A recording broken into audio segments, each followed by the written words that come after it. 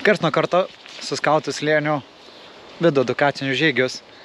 Dažniausiai tada, kai reikia to potyrio, kai reikia to atsakingumo. Šį kartą turėjom Vilniaus International School. Pernai metais teko su jais plaukti, šiemet vėlgi 46 baidarės. Planuota buvo 50, keletą atkrito. Tai kas turbūt viso šito žygio labiausiai įsimintinas dalykas yra tai, kad lyjo. Jau pasirašinėjome, jau žadam išplaukti palengva, susirinkom, pradėjo linuoti greičiau, ten tokį hosą turėjom, kol kas visi įsiskirstėm, truputėlį instruktažą papasakom, lemenę susidėjo, kokia programa mūsų laukia, palinojo, susėdom baidares, išplaukėm, nu ir po gero, to tokio pusvalandžio, kai pradėjo pilti, nu kosmosas buvo, tai tikrai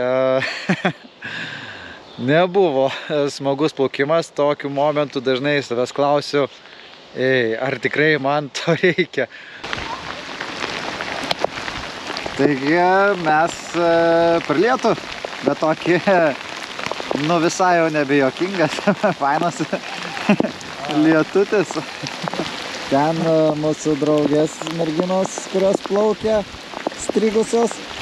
Ir mes bandom. Bet tokios ir yra skautiškos edukacijos. Ko aš čia atsibeldžiau, galėjau namie prie kompiuterio ramiai, šiltai leisti laiką. Tačiau vis tiek reikia, plaukiam.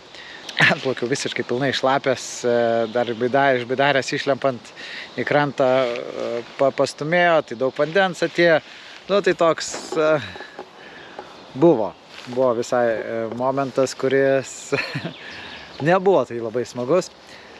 Buvau šlapęs, šiauriai šalta, tada įkūriau, kad būtų didesnis lauželis, nes jau buvo užkurtas, labai džiugu, kad tai buvo padaryta, pasirūpinta, vaikai prie jo užšildėsi, atvažiavo, mūsų pietus pavalgiam ir tada dar ėjom gerą 12-13 km iki skautų slėnio, kur jau vaikai išsidalino daiktus, pasirūpino namukais, jau buvo pašildyti, tai vaikai labai smagu, kad nuėjo šiltai pabūti, persirengti, pavakarieniavom.